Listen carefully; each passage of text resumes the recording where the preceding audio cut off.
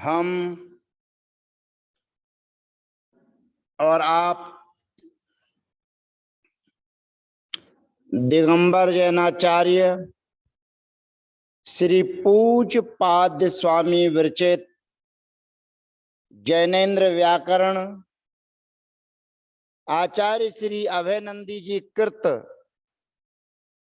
जैनेन्द्र महावृत्ति का अध्ययन कर रहे हैं। इस व्याकरण के अध्ययन में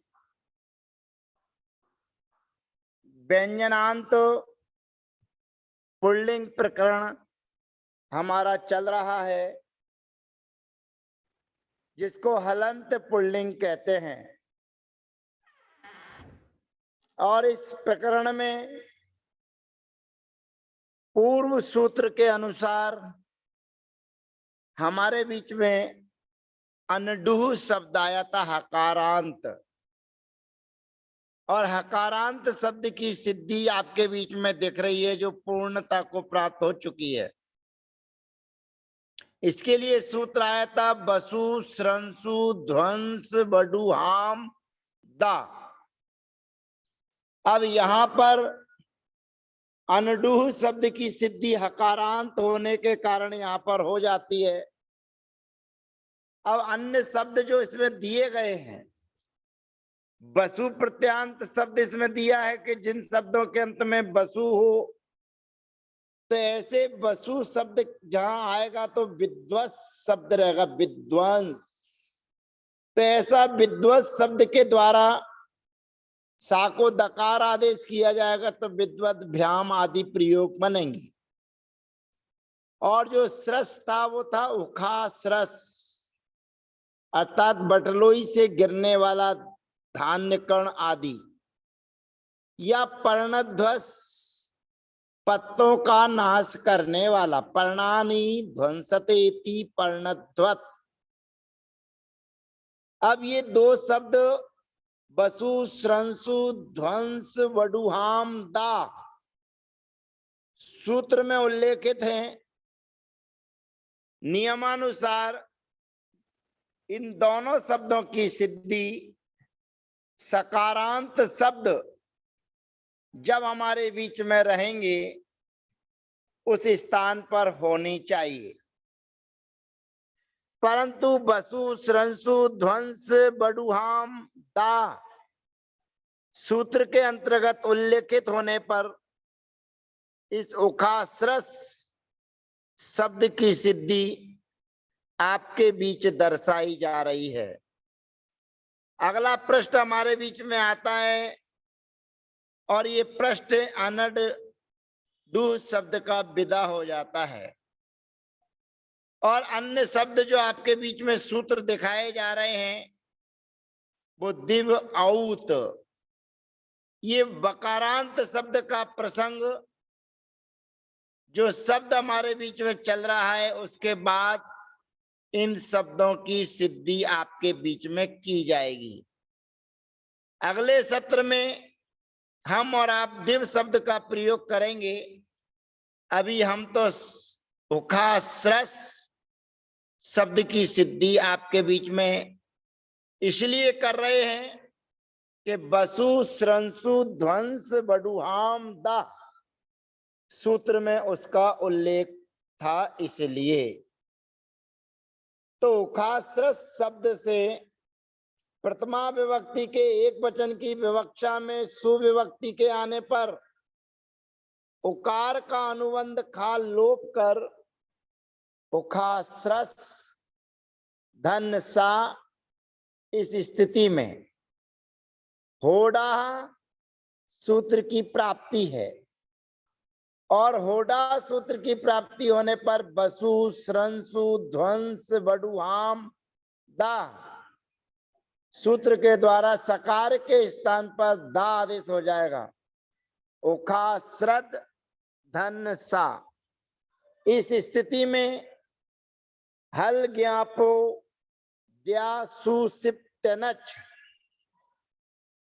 सूत्र के माध्यम से जो सुविभक्ति है उस सुविभक्ति का लोप हो जाता है। और विरामे व सूत्र के माध्यम से उखाश्रत और उखाश्रद ये दो प्रयोग सिद्ध होते हैं। औ विभक्ति के आने पर उखाश्रसौ, यानी कि औ विभक्ति के आने पर शब्द जुड़ जाते हैं तो उखाश्रसौ। बहुवचन में जस विभक्ति के आने पर स सजुसो री और विरामे विसर्जनीय सूत्र के माध्यम से विसर्ग आदेश हो जाने पर उखाश्रसा प्रयोग सिद्ध होता है। उखाश्रस शब्द से प्रथमा संबोधन विभक्ति के एक वचन में पूर्व की तरह हे उखाश्रत, हे उखाश्रत, हे उखाश्रसौ, हे उखाश्रसा प्रयोग सिद्ध होता है। उखाश्रस शब्द से द्वितीय विभक्ति के एक वचन में अम विभक्ति के आने पर उखाश्रसम प्रयोग सिद्ध होता है। उखाश्रस शब्द से तृतीय विभक्ति के एक वचन में टा विभक्ति के आने पर टा का अनुबंध लोप करने पर उखाश्रसा प्रयोग सिद्ध होता है। व्यंजन मत्स्वरम परवर्णम नयेत, यानी कि अज्जीनम परेण संयोज्यम। अब यहाँ पर भ्याम विभक्ति आएगी। उखाश्रस शब्द से तृतीय, चतुर्थी और पंचमी विभक्ति के द्विवचन में भ्याम विभक्ति के आने पर होड़ा सूत्र की प्राप्ति है। अब होड़ा सूत्र की प्राप्ति होने पर सूत्र हमारे बीच में आ जाता है बसु स्रंसु ध्वंस बडुहाम दाह।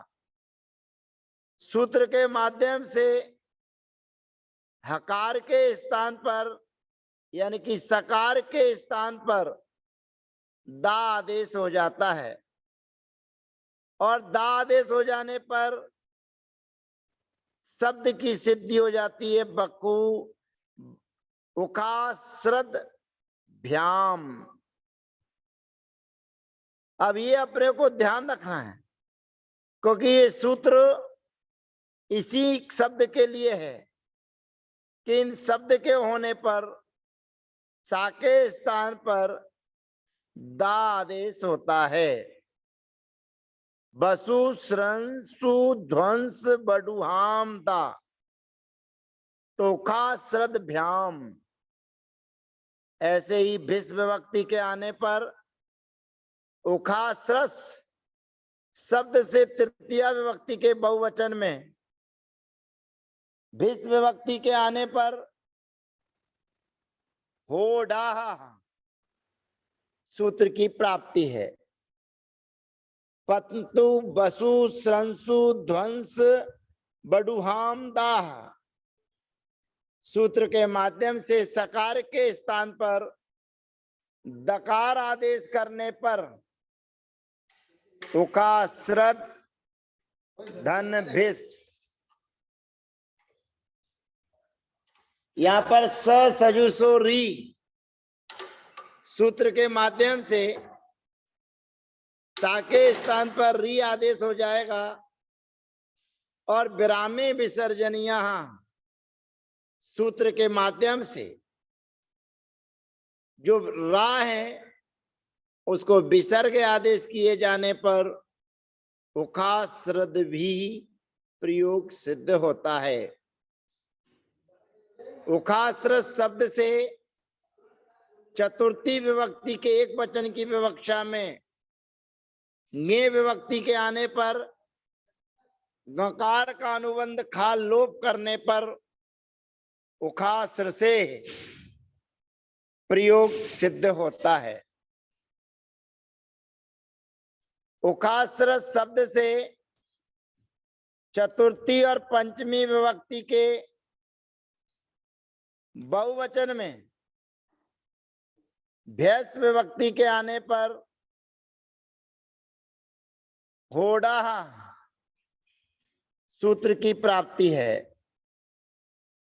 परंतु बसु श्रंसु ध्वंस बडुहाम दाह सूत्र के माध्यम से सकार के स्थान पर दकार आदेश करके उखा स्रस धन भ्यस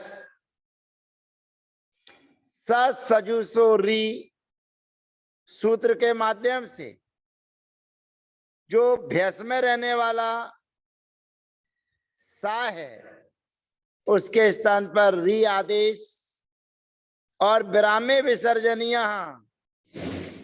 सूत्र के माध्यम से विसर्ग आदेश किए जाने पर उखा श्रद्ध भ्या प्रयोग सिद्ध होता है। अब उखाश्रस शब्द से पंचमी और षष्ठी विभक्ति के एक वचन की विवक्षा में गसी गस विभक्ति के आने पर अनुबंध लोप हो जाएगा। उखाश्रस धन अस यहाँ पर सजुसो री और विरामे विसर्जनीय सूत्र से विसर्ग आदेश किए जाने पर उखा श्रसा प्रयोग सिद्ध होता है। उखाश्रस शब्द से षष्ठी और सप्तमी विभक्ति के द्विवचन की विवक्षा में ओस विभक्ति के आने पर उखाश्रस धन ओस यहाँ पर सजुसो री सूत्र के द्वारा शकार के स्थान पर री आदेश और विरामे विसर्जनीय सूत्र से विसर्ग आदेश करने पर उखाश्रसो प्रयोग सिद्ध होता है। उखाश्रस शब्द से षष्ठी विभक्ति के बहुवचन में आम विभक्ति के आने पर उखाश्रसाम प्रयोग सिद्ध होता है। सप्तमी विभक्ति के एक वचन में गी विभक्ति के आने पर गकार का अनुबंध लोप करने पर उखाश्रसी प्रयोग सिद्ध होता है। सप्तमी विभक्ति के बहुवचन में सुप विभक्ति के आने पर पकार का अनुबंध खा लोप कर उखाश्रस धन सु यहाँ पर होड़ा सूत्र की प्राप्ति है, परंतु बसु श्रंसु ध्वंस बडुहाम दाह सूत्र के माध्यम से सकार के स्थान पर दकार आदेश होकर उखाश्रद सु खरी सूत्र से दकार के स्थान पर तकार आदेश करने पर उखाश्रत सु प्रयोग सिद्ध होता है। पुनः एक बार उखाश्रत शब्द की सिद्धि आपके बीच की जाती है। उखाश्रत उखाश्रसौ उखाश्रसा प्रथमा हे उखाश्रत हे उखाश्रसौ हे उखाश्रसा संबोधन उखाश्रसम उखाश्रसौ उखाश्रसा द्वितीया उखाश्रसा उखाश्रद्भ्याम उखाश्रद्भिः तृतीया उखाश्रसे उखाश्रद्भ्याम उखाश्रद्भ्याः चतुर्थी उखाश्रसा उखाश्रद्भ्याम उखाश्रद्भ्यः पंचमी, उखाश्रसः उखाश्रद्भ्याम उखाश्रद्भ्यः पंचमी, उखाश्रसः उखाश्रसो और उखाश्रसाम षष्ठी, उखाश्रसी उखाश्रसो उखाश्रत्सु सप्तमी। इस प्रकार से उखाश्रस शब्द की सिद्धि आपके मध्य हुई। इसी प्रकार से पर्णध्वज पत्तों का नाश करने वाला शब्द की प्रक्रिया जानना चाहिए। अगले सत्र में तुरा साहा, क्योंकि हकारांत प्रकरण चल रहा है इसलिए, तो तुरा साह शब्द माने इंद्र शब्द की प्रक्रिया आपके बीच में रखेंगे। तुरा साह शेष चर्चाएं अगले सत्र में। जय जिनेन्द्र, वंदना, सबका यथा योग अभिवादन।